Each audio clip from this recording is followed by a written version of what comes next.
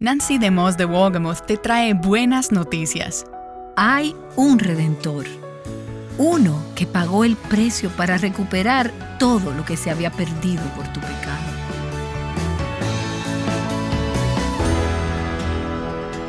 Estás escuchando Aviva Nuestros Corazones con Nancy DeMoss de Wolgemuth en la voz de Patricia de Saladín.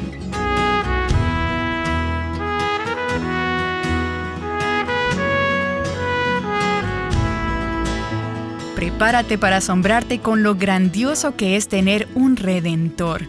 Nancy continúa en la serie La Maravilla de su Nombre, 32 nombres de Jesús que cambian la vida. Como seguidoras del Señor Jesús, llamamos esta semana la Semana Santa. Es la semana en que se recuerda la pasión de Cristo, empezando con su entrada triunfal en Jerusalén, luego la última cena y su sufrimiento en Getsemaní, su arresto, su juicio, su crucifixión, su sepultura y todos esos acontecimientos que conducen al día de la resurrección. Ahora, esta también es la semana que nuestros amigos judíos celebran la Pascua. Este año, la Pascua comenzó el lunes por la tarde al ponerse el sol y continúa hasta el próximo martes por la noche. Y hay una palabra que engloba el significado de las dos celebraciones de esta semana, tanto la cristiana como la judía. Y es una palabra que queremos ver hoy, y es la palabra redención. Redención. De hecho, toda la Biblia es el drama de la redención, desde el primer capítulo del Génesis hasta el último capítulo de Apocalipsis. Esa historia redentora se profetiza, se vislumbra en el Antiguo Testamento y luego en el Nuevo Testamento se cumple, se lleva a cabo en la obra redentora de Cristo, nuestro Redentor. Y hoy queremos ver a Cristo como nuestro Redentor. Él nunca fue llamado en realidad Redentor, pero Él es claramente el que redime y queremos celebrar hoy a Cristo como nuestro Redentor. Ahora, la palabra redención habla de liberación, habla de rescate, liberación y recuperación. No es una palabra que utilizamos a menudo en nuestro lenguaje cotidiano, por lo que queremos verla a través de las Escrituras para tener algunas ideas de lo que se trata todo esto. La palabra redención es una palabra de esperanza en medio de circunstancias aparentemente sin esperanza. Tal vez hay alguien hoy que esté enfrentando una situación así, una situación como esta, sin esperanza. Necesitas un poco de redención. Cuando tu situación se ve oscura y no parece haber ninguna luz al final del túnel, la promesa de la redención es que hay un futuro distinto, más brillante y alentador por delante. Y cuando piensas que lo has echado todo a perder y que crees que no podrás salir del hoyo que has cavado y que no hay manera de que Dios te use de nuevo, la redención promete que tu fracaso y tus pérdidas, que han sido causadas por tu pecado, serán revocadas y puedes ser redimida y restaurada y ser útil otra vez. Ahora, si nos fijamos en las Escrituras, hay 3 componentes importantes de la redención y queremos ver un poco de ellos en el día de hoy. Primero, para que haya redención, tiene que haber primero una necesidad, una situación desesperada. Tenemos que ser redimidas o sacadas de algo. El Salmo 25 dice, «Oh Dios, redime a Israel de todas sus angustias». Redimida de problemas, de una situación desesperada. Esa situación a lo largo de todas las Escrituras es a veces servidumbre o esclavitud o cautiverio. Dios redimió a su pueblo de la cautividad. Podía ser también rescatada de alguna desgracia o dificultad. Ese problema podía ser la pérdida de una propiedad, la pobreza o la prisión por deudas. Dios hizo provisión para que estas personas fueran redimidas y que esa redención trajera salvación, liberación y restauración. Una persona que no tiene necesidad de redención. Y una persona que no tiene necesidad de un redentor. Tienes que tener una necesidad, tienes que estar desesperada y tienes que estar en una situación de la que no puedes librarte a ti misma para experimentar la redención. Así que primero tenemos una necesidad y luego, en segundo lugar, hay un redentor. Se asume así. porque no podemos redimirnos a nosotras mismas. Somos indefensas, estamos presas, estamos en problemas, atrapadas, y no podemos salir por nosotras mismas. No podemos encontrar la salida. No podemos analizar nuestra salida. Estamos atascadas y necesitamos a alguien que venga y nos ayude. Necesitamos un redentor. Solo podemos ser redimidas por la acción de un redentor. Y en unos momentos vamos a ver algunas de las cualidades de un redentor. Así que en primer lugar tenemos una necesidad. En segundo lugar necesitamos un redentor. Y en tercer lugar hay un precio que hay que pagar. Redimir a alguien o algo significa volver a comprarlo, pagar un precio. Por ejemplo, para liberar a alguien de la esclavitud o de la pobreza o de la prisión, se paga un precio. Se le puede llamar un rescate. Es una palabra que se relaciona con la redención. Tú pagas un precio de rescate para sacar a esa persona de la esclavitud. Ahora, el concepto de redención en las Escrituras se introdujo por primera vez en el Antiguo Testamento, en lo que conocemos como el Éxodo. El Éxodo, la liberación de los hijos de Israel de la cautividad egipcia. Y esto se conoce como el Éxodo. El Éxodo viene a ser como la historia de fondo, si se quiere, que sienta las bases para el concepto de redención en el Nuevo Testamento. El Éxodo en el Antiguo Testamento apunta a esa historia más grande del poder y de la gracia redentora de Dios. Anuncia el Evangelio.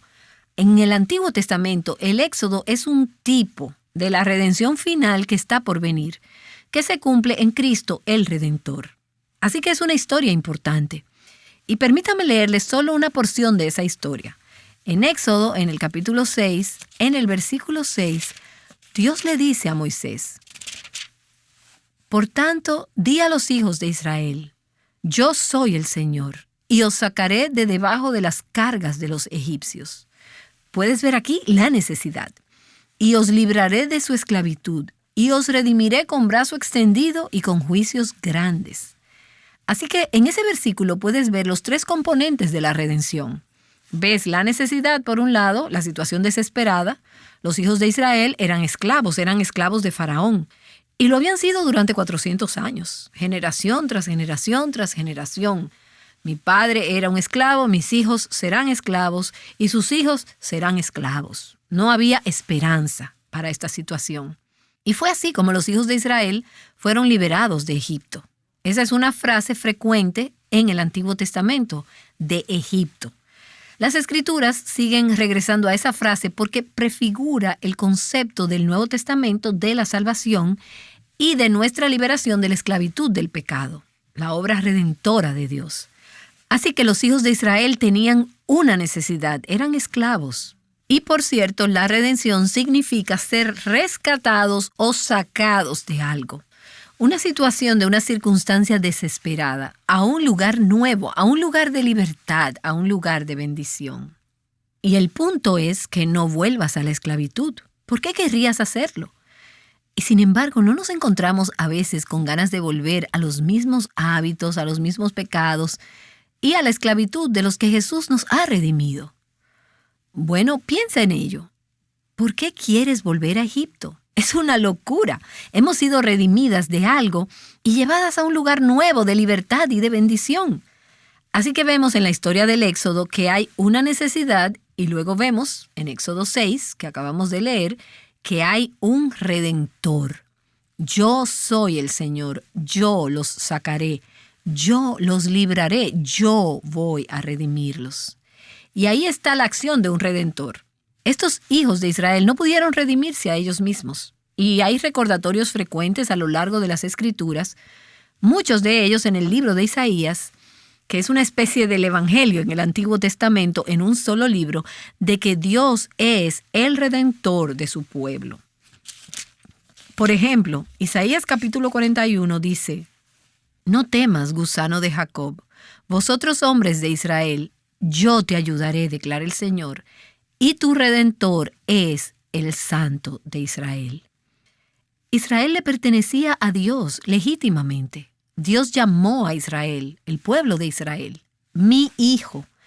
Pero los hijos de Israel habían sido vendidos como esclavos. Dios proveyó un camino para que pudieran ser rescatados y para que fueran recomprados, para que pudieran ser sus hijos una vez más. Y hizo esto siendo su Redentor. Así que hay una necesidad, hay un Redentor y luego hay un precio. Hay un rescate que pagar. Y Dios les dice, yo voy a redimirlos con grandes actos de juicio. Y en el tiempo del Éxodo en el Antiguo Testamento debía ser derramada sangre. Eso es lo que los judíos celebran en la Pascua.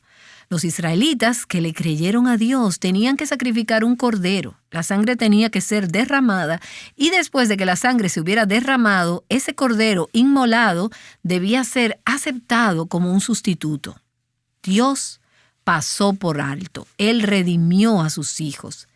Pero los hijos de los egipcios que no creyeron, que no ofrecieron esos corderos expiatorios, murieron. Había un precio que pagar por la redención. Así que en el Éxodo, y puedes ir y ver esto y puedes ver mucho más, hay una gran historia de redención. Y se sientan las bases para la historia redentora del Evangelio.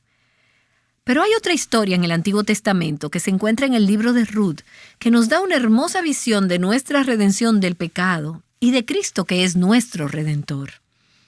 Recuerda la historia de cómo Noemí experimentó una pérdida devastadora tras otra. Hubo una hambruna, ella fue sacada de su tierra natal, se convirtió en una mujer extranjera en Moab, luego enviudó y luego perdió sus 2 hijos. Y entonces encontramos a Noemí, junto con su nuera viuda, Ruth, que se queda sin un proveedor, sin un futuro, sin una esperanza. Nos habla de una situación desesperada, de una circunstancia desesperada. Su situación es totalmente sombría, parecería sin esperanza. Y en el transcurso de estos acontecimientos, Noemí llega a ver a Dios como si Dios estuviera en contra de ella. Ella lo ve como su adversario, el que ha hecho su vida amarga. Y ella dice, la mano del Señor se ha levantado contra mí. El Señor me ha afligido. ¿Alguna vez te has sentido así? ¿Alguna vez te has sentido como que la mano del Señor te ha afligido?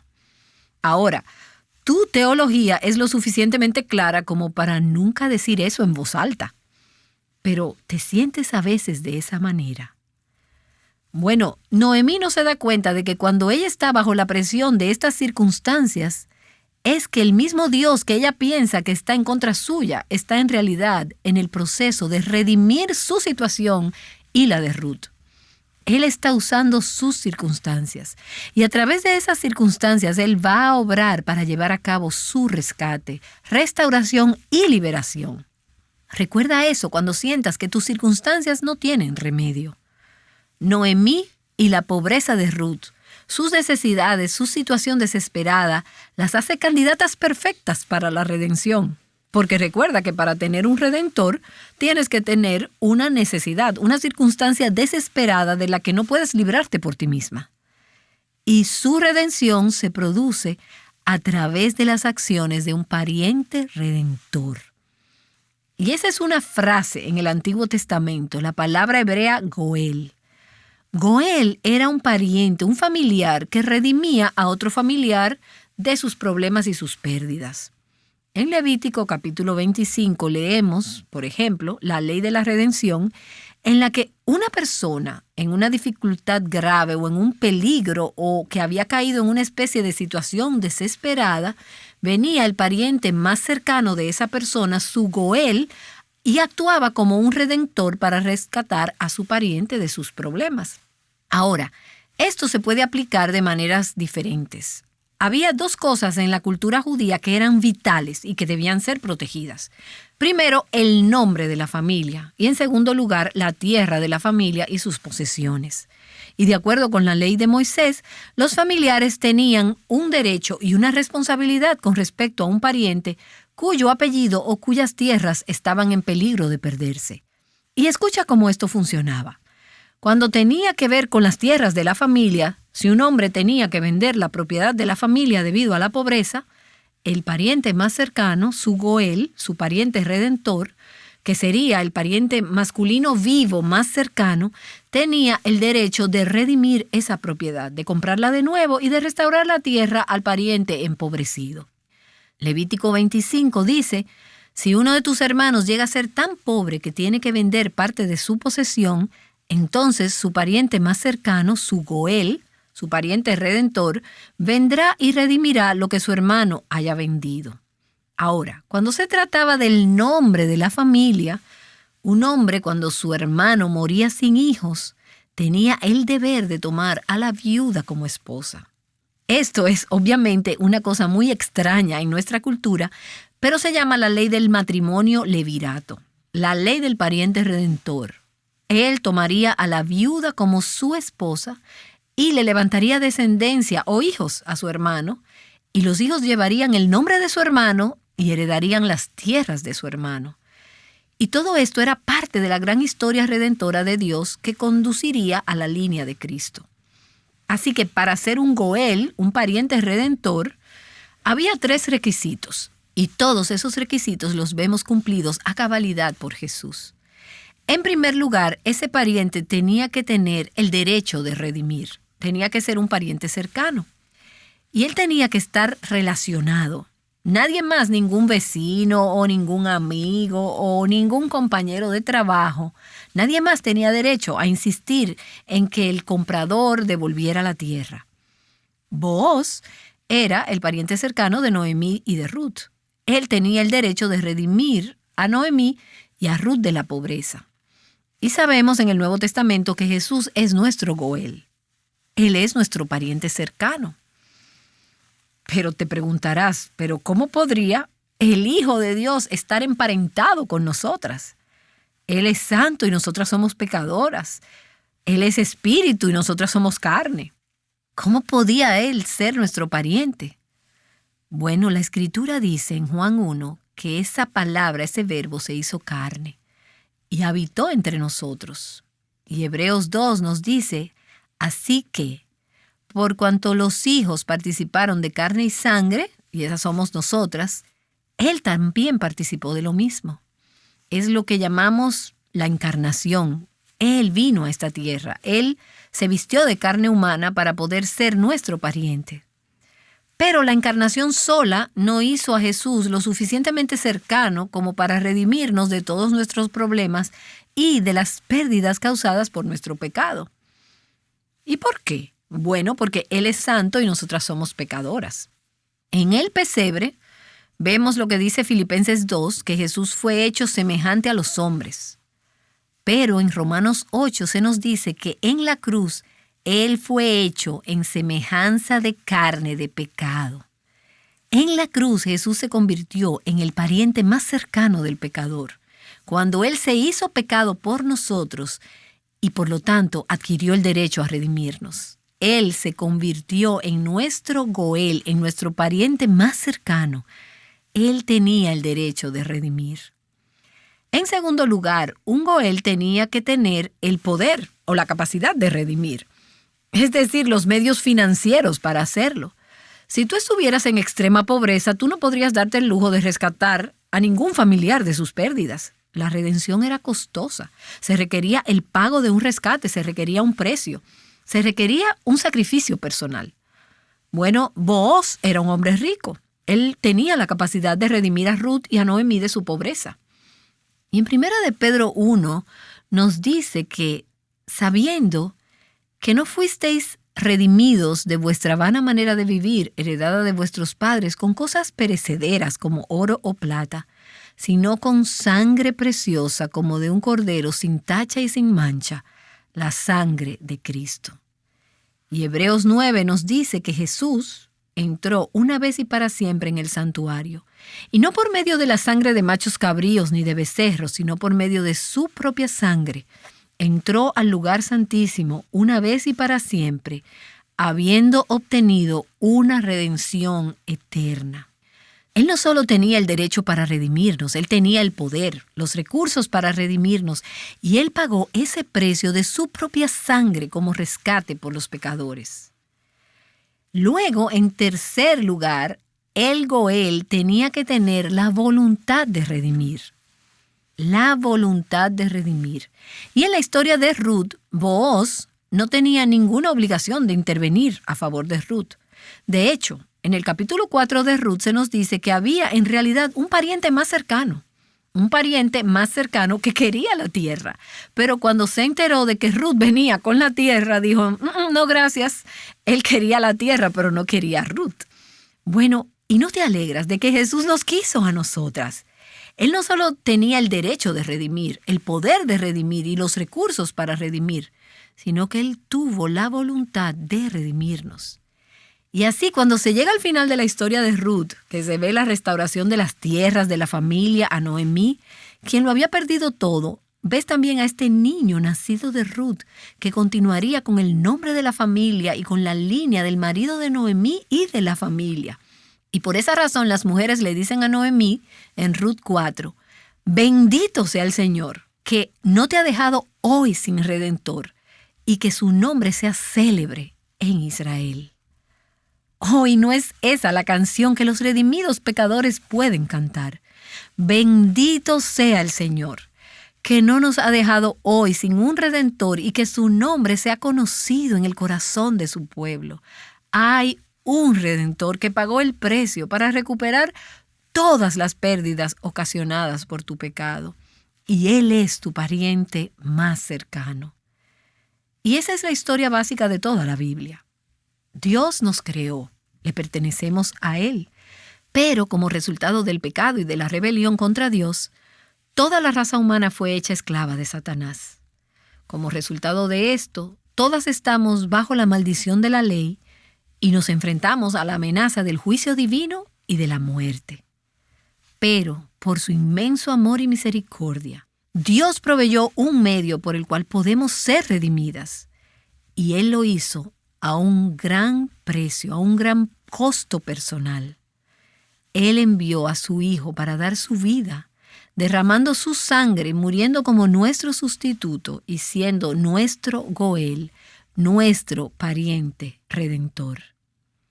Y así, cuando Juan el Bautista, el precursor de Jesús, el Mesías, nació, su padre Zacarías dijo en el nacimiento de ese hijo, bendito sea el Señor Dios de Israel, porque ha visitado y redimido a su pueblo. Y cuando Ana, esa viuda de edad avanzada, vio al niño Jesús que había sido llevado al templo para ser dedicado por José y María, exclamó, y llegando ella, en ese preciso momento, daba gracias a Dios y hablaba de él, de ese niño, a todos los que esperaban la redención de Jerusalén. La redención prometida por Dios, de la que los profetas habían predicho desde hacía cientos de años. Esa redención prometida se cumplió en Jesucristo, quien se dio a sí mismo por nosotros para redimirnos de toda iniquidad. Redimirnos de nuestra situación desesperada, de nuestra cautividad, y purificar para sí un pueblo, para posesión suya, celoso de buenas obras. Gálatas 3. Cristo nos redimió de la maldición de la ley, habiéndose hecho maldición por nosotros, porque está escrito, maldito todo el que es colgado en un madero. Y primera los Corintios 1. Mas por obra suya estáis vosotros en Cristo Jesús, el cual se hizo para nosotros sabiduría de Dios, y justificación, y santificación, y redención. Redentor. En Él tenemos redención mediante su sangre, que es el precio del rescate, el perdón de nuestros pecados según las riquezas de su gracia. La redención que tenemos en Cristo Jesús ofrece la liberación del castigo y del poder del pecado, y un día de la misma presencia del pecado y hasta del último vestigio y efecto y consecuencia del pecado en este mundo. Redención, en última instancia, de la muerte y del poder de Satanás, y la redención de la ira de un Dios santo y del juicio venidero. Por Cristo nuestro Redentor. Primera de Pedro nos dice que se nos ha redimido de la religión vacía. Y luego en Romanos 8 nos da esa increíble promesa de que un día toda la creación será redimida. Vamos a experimentar la redención final, la redención última de nuestro cuerpo. Nuevos cuerpos, un cielo nuevo y una tierra nueva. Tenemos un gran Dios redentor que envió a su Hijo para ser nuestro Redentor. No es de extrañar que el salmista dijera, díganlo los redimidos del Señor, a quienes ha redimido de la angustia. Y a medida que celebras y que te regocijas en esta Semana Santa y todas las semanas en Cristo nuestro Redentor, ¿sabes qué? Puedes convertirte también en un instrumento de redención en las vidas de otras que todavía están en cautiverio. Como ese escritor de himnos del siglo XIX lo dijo, yo cantaré de mi Jesucristo y de su grande y tierno amor, del que sufrió en la cruz del Calvario para librar al vil pecador. Yo cantaré de mi Jesucristo, pues con su sangre me redimió, y en la cruz me dio el indulto, de mi pecado me libró. Yo cantaré la excelsa historia de su gloriosa y gran redención. Al que decide hoy recibirle, Él le da vida y salvación. Yo cantaré loor a mi Cristo, porque triunfó con su gran poder, y al pecado, infierno y muerte, Él me ayudará a vencer. Yo cantaré de mi Jesucristo, de su eterno y tierno amor. Hijo de Dios, yo soy por su gracia, gracia de Cristo, mi Salvador. Yo cantaré de mi Jesucristo, pues con su sangre me redimió y en la cruz me dio el indulto, de mi pecado me libró. Amén, amén. Te adoramos, Señor Jesús, nuestro bendito Redentor, y cantamos, nos regocijamos. Decimos esto y te damos gracias por habernos rescatado de la destrucción. En el nombre de Jesús. Amén. Salvador maravilloso, amigo fiel redentor, ¿quién pensó que un cordero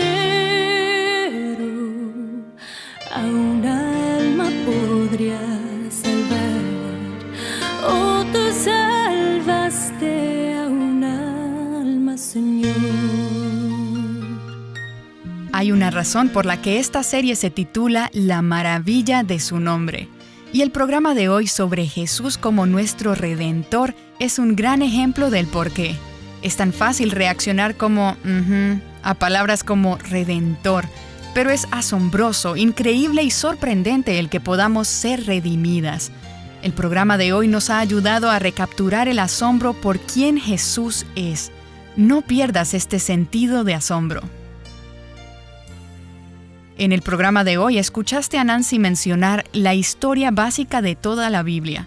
Si quieres profundizar en el tema, te animo a que vayas a nuestra página web avivanuestroscorazones.com. Allí en la transcripción del programa de hoy tendremos un recurso para ti titulado La historia del Evangelio. Visítanos en avivanuestroscorazones.com.